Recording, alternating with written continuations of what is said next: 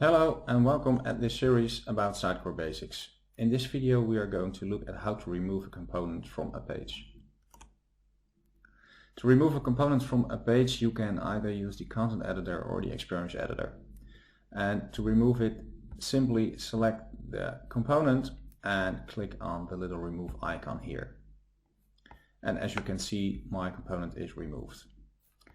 When I'm going to save the page, you will see that it's gone and the removal is stored.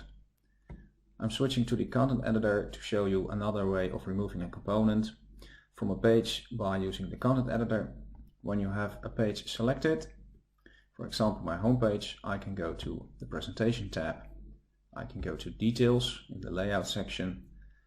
I'm clicking on the final layout tab and here on the edit icon. And when I select the controls tab, I can see my two components.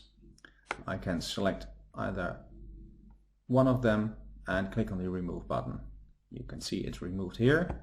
Click OK, click OK again, and just to be sure I'm going to save it, which is not necessarily, but just to be sure. And now my component is removed from my home page.